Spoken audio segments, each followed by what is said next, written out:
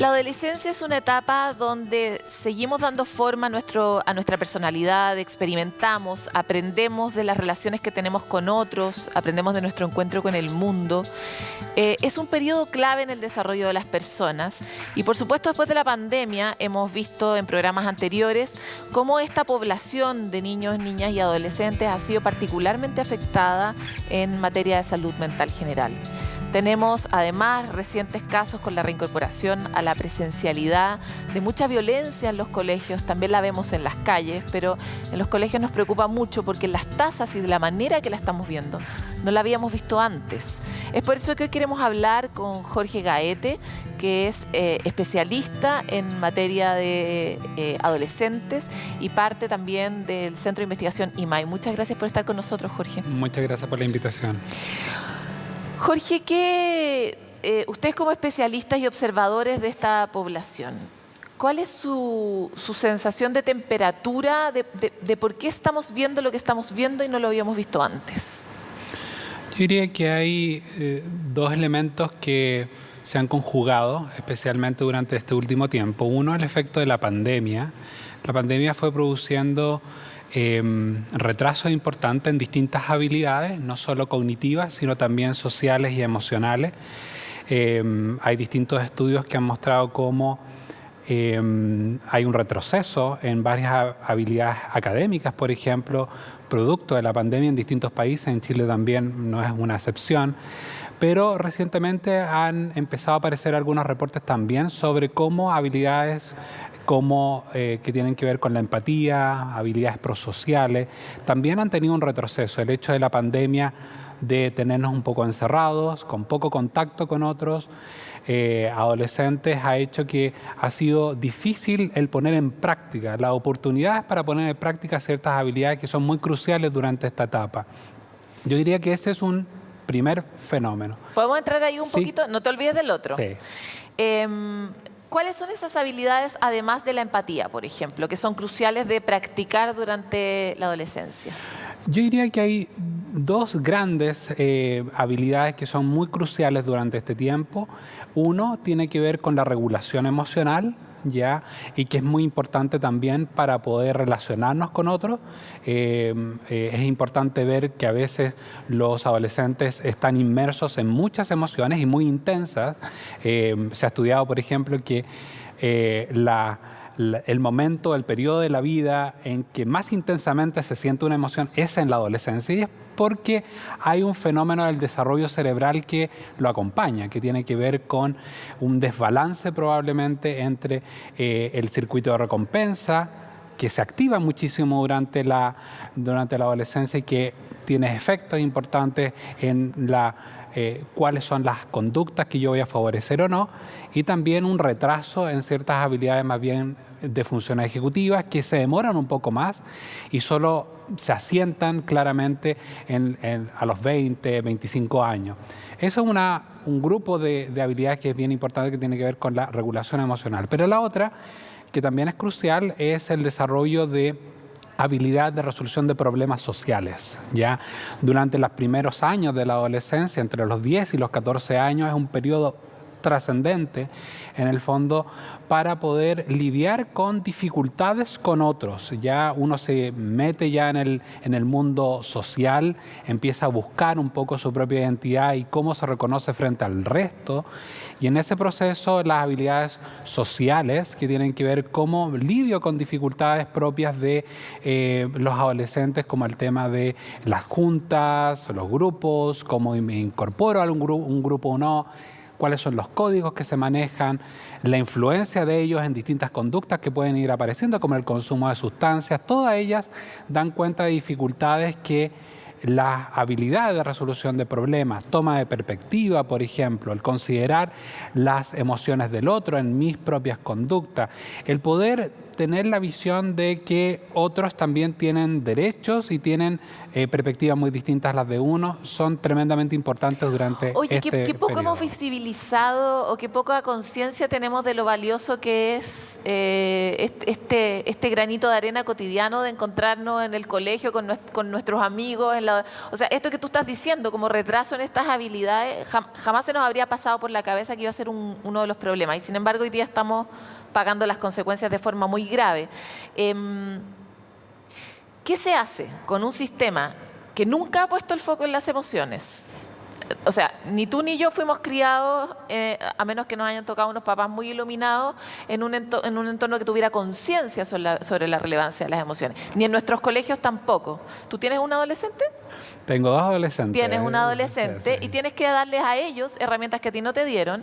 Y además, después de la pandemia, que de verdad no entendemos nada de lo que está pasando. En el fondo, ¿cómo se resuelve este entuerto y qué herramientas existen dentro de los colegios para hacer intervenciones masivas y efectivas? Yo diría que es importante tener, voy a tratar de resumir un poco las alternativas de intervenciones que uno tiene hoy día disponibles, pero es importante tener como el foco en 3 grandes grupos, uno podría decir. Primero, los propios adolescentes. Los adolescentes necesitan ir desarrollando estas habilidades y estas habilidades no se adquieren necesariamente por osmosis, sino que hay que intencionar ciertas acciones, ciertos programas, por ejemplo, que se pueden implementar en los colegios y que permitan la práctica de estas habilidades. Hoy en día tenemos disponible una mayor cantidad de programas que lo que existían antiguamente. Muchos de ellos claramente tienen evidencia en países desarrollados, pero algunos de ellos ya se están implementando en Chile. ¿Qué enseñan esos programas? Enseñan fundamentalmente, enseñan desde regulación emocional directamente, resolución de problemas sociales, tolerancia a la angustia o tolerancia al estrés, por ejemplo, y también prácticas de mindfulness, por ejemplo, que hoy en día se ha visto que ayudan muchísimo para calmar algunas de las emociones que, como te decía, son tan intensas durante esta época de la adolescencia. ¿Esos programas están disponibles para la educación pública? O sea, en el fondo, ¿cómo llego yo ahí? Porque el mindfulness es algo que está mega probado. Hicimos una entrevista hace poco sobre los estudios de neurociencia que confirman su impacto incluso en la escultura del cerebro, en cómo cambiar la anatomía del cerebro. Sin embargo, desde la palabra para adelante ya es lejana, ¿verdad? Mindfulness es como, ¿qué es meditación, es yoga? ¿Qué? Ya, es difícil de comprender. Entonces sabemos que eso está un poco lejos. ¿Estas otras herramientas existen? ¿Están a mano? ¿Cómo acceden a ellas los profesores? Yo diría que hay varios programas, hay distintas fundaciones que han ido trabajando esta temática producto de la pandemia. También se han visto como preocupadas de decir qué soluciones otorgamos en el fondo a nuestros adolescentes. Yo diría que hay un programa que es bien interesante, que nosotros estamos evaluando en la actualidad en algunos colegios, que se llama DBT Escuelas, ¿ya? Que es el enfoque de esta terapia más bien dialéctica conductual que se utiliza para adolescentes con dificultades o con problemas de conducta bien importantes, pero que se ha hecho un enfoque hacia los colegios. Es un programa de James Massa y Elizabeth Massa, que son 2 investigadores de Estados Unidos que han proporcionado este programa para colegios, ¿ya? Y se enseña básicamente un poco las habilidades que yo te mencionaba. Mindfulness, por un lado, regulación emocional, relaciones interpersonales y en particular resolución de problemas en esa línea. ¿Qué otras poblaciones tienen o pueden tener un mejor impacto sobre un mayor bienestar de los adolescentes? Estoy pensando, por ejemplo, como padres, ¿cuáles son nuestras herramientas? De todas maneras, los otros 2 grupos que son importantes son los padres y son los profesores. Los padres, por ejemplo, tienen que tener conciencia, y eso a veces me toca también incluso en la consulta poder trabajar con algunos de los padres, que les cuesta a ellos ver la necesidad de ciertas estrategias o ciertas habilidades pensando que cómo a uno lo criaron es como uno debiera criar a un hijo o a un adolescente en particular. Pero el mundo ha cambiado muchísimo en los últimos tiempos. Las redes sociales, el impacto que tiene la tecnología, eso no lo teníamos hace 20 o 30 años atrás. Problemas de salud mental. Aparte, nosotros fuimos muy invisibilizados. O sea, lo que para nosotros era importante no era relevante para el mundo. Hoy día sabemos que los niños, niñas y adolescentes también son sujetos no solo de derecho, de opinión, ¿verdad? Eso también ha cambiado mucho. Absolutamente, y tenemos que tener en consideración la voz, la opinión, la participación de muchas decisiones que a los padres nos ha costado un poco O sea, atroz. hacerlos partícipes un poco de eso. Y lo importante es que ellos entiendan, los padres, que existen programas, existen estrategias que hay que practicarlas y que hay que ir a buscarlas un poco. Hoy en día tenemos varios programas parentales, especialmente para adolescentes. Está Triple P, por ejemplo, disponible en Chile. Está Familias Unidas.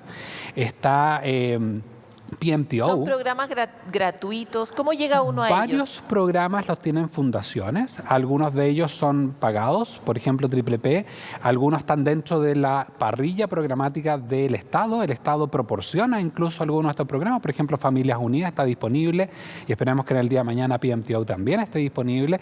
Se ha ido focalizando para algunas familias más problemáticas, pero las habilidades que entregan pueden ser útiles para todas las poblaciones.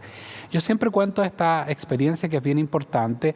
Países como Noruega o Dinamarca han implementado dentro del trabajo habitual de todos los padres, de toda la población, la incorporación de esta habilidad a través del trabajo con programas bien específicos. O sea, todos los padres al final terminan teniendo una especie de vacuna en el fondo de poder practicar alguna de estas estrategias a través de estos programas. Nos queda súper poquito tiempo. Los profes, ¿qué pueden hacer los profes? Los profesores, yo diría que hay dos cosas que es importante trabajar con ellos en particular en el tiempo actual. Uno, poder ayudarlos a tener un mejor bienestar, una mejor calidad en su salud mental. O sea, cuidar a los profes para que los profes puedan cuidar bien a los niños. Absolutamente, eso es lo primero. Ahí, recomendado, por ejemplo, estrategias de mindfulness. La incorporación en la práctica habitual de ellos, de estrategias de mindfulness, pueden ser bastante útiles. Y por otro lado, capacitarlos y habilitarlos, en el fondo, cada vez más. Yo diría que en dos aspectos que son bien importantes, que a veces no son considerados suficientemente. Uno, por ejemplo, prácticas de disciplina positiva. La disciplina positiva es una estrategia que se ha venido en el fondo probando su eficacia en el último tiempo y cómo profesores pueden incorporarla en la sala de clase. Dame un ejemplo de cómo se practica la disciplina positiva. Por ejemplo, te voy a dar una contraparte y luego un ejemplo. Okay. ¿Ya? La disciplina positiva es la contraparte a lo que uno podría decir la disciplina basada en el castigo. ¿Ya? Perfecto. Habitualmente en los colegios lo que uno tiende a ver, por ejemplo, es el tema de frente a una conducta que no va acorde a lo esperado, por ejemplo, un golpe, violencia, el que no hizo una tarea, cualquier cosa. Una anotación. Uno dice, tengo que aplicar algún castigo y ese castigo muchas veces es una suspensión, a veces incluso puede llegar a la expulsión si es una cosa reiterada en el tiempo, pero la pregunta que uno se hace ahí es, ¿cuál es la habilidad que estoy generando al momento de generar esas instancias de castigo? Ninguna. ¿Ya? Y es importante poder proveer esas oportunidades de desarrollo de habilidad. Y ahí viene disciplina positiva en la cual uno tenga establecido... Niño se agarra con el otro niño a combos en el patio. ¿Aplica disciplina positiva? Se aplica la disciplina positiva un poco antes. Voy a ir al caso en particular, que es muy interesante porque es muy frecuente, pero voy a ir un poco antes. La disciplina positiva se aplica antes. Por ejemplo, tener clara cuáles son las conductas esperables de los estudiantes en este colegio. Declararlo. Declararlo. Aquí somos amables, Exactamente. por ejemplo. Y esas conductas, cuando se ven presentes, premiarlas. Por ejemplo, con una primera premio verbal, o sea, decirle lo bien que lo hizo con respecto a compartió algo, fue cariñoso con alguien, etcétera. Segundo, hacerlo mucho más evidente, por ejemplo, a través de una carta a los padres o apoderados y decir, mira, sabes que tu hijo se está portando bien en esto. Luego, hacerlo frente al curso. O sea, mostrar esto frente a los pares, porque eso va a decir, ok, esta es la conducta que yo estoy esperando. Eso es disciplina positiva, es premiar la conducta y ir graduando quizás los premios en función del mérito que tiene cada una de esas conductas. Y después en el salón de todos los estudiantes decir, mira, este es un ejemplo de estudiante porque tiene tales o cuales características que van muy acorde con los principios y valores de nuestro establecimiento educacional. Voy al caso en particular. ¿Qué hacemos con ese caso de que un chico le pega a otro, por ejemplo. Es bien importante, ahí hay una estrategia que a mí me gusta mucho, que se llama Collaborative Proactive Solutions, CPS, ¿ya? Es importante considerar que tratar de primero ver por qué ese chico le pegó al otro, o sea, poder entender cuál es la razón de esa conducta. Muchas veces los chicos no tienen mucha claridad de por qué lo hacen, a veces son impulsivos, a veces tienen habilidades que no hemos detectado, que son deficientes en ello, y poder tener un trabajo de ir detectando esas deficiencias en esa habilidad para poder trabajarla. Pero siempre tratar de entender primero, eso es lo que llama él como la etapa empática. Primero, saber qué es lo que está pasando por esa mente en particular. Segundo, poder determinar, poder mostrarle que desde uno, como adulto, el profesor, por ejemplo, tiene ciertas expectativas que no son cumplidas con esa conducta, que uno está preocupado por la conducta de él. Entonces, hay que establecer como una solución, una estrategia de solución frente a una problemática que es que tú le estás golpeando. Yo entiendo por qué ahora, porque te he preguntado, pero también tienes que entender por qué me preocupa que esto se presente. Y ahí empieza un juego, un diálogo en el fondo de establecer una solución más bien colaborativa, y de ahí viene el nombre de solución colaborativa, y que es que el mismo adolescente tiene que proponer una solución de cómo él va a evitar tener una conducta como esa en el futuro. Muchas veces los adolescentes dicen... en el fondo. ¿Perdón? Le devuelves la responsabilidad. Exactamente, pero muchas veces los adolescentes, y aquí está la paciencia que tiene que tener el adulto, dicen no sé cómo hacerlo. Y ahí tiene que ver la perseverancia, decir, ok, no importa que no se te ocurra ahora, lo importante es que lo volvamos a conversar, pero muy rápido, dentro del mismo día, al día siguiente. Ya lo pensaste, ¿para qué? ¿Cuál es la solución? Y la solución tiene que ser, y aquí está la clave, mutuamente satisfactoria. Es decir, tiene que dar cuenta de lo que tú quieres, pero también de mi preocupación. No es una negociación, no es que yo te doy o te quito. Es un acuerdo. Es un acuerdo y una colaboración frente a una solución.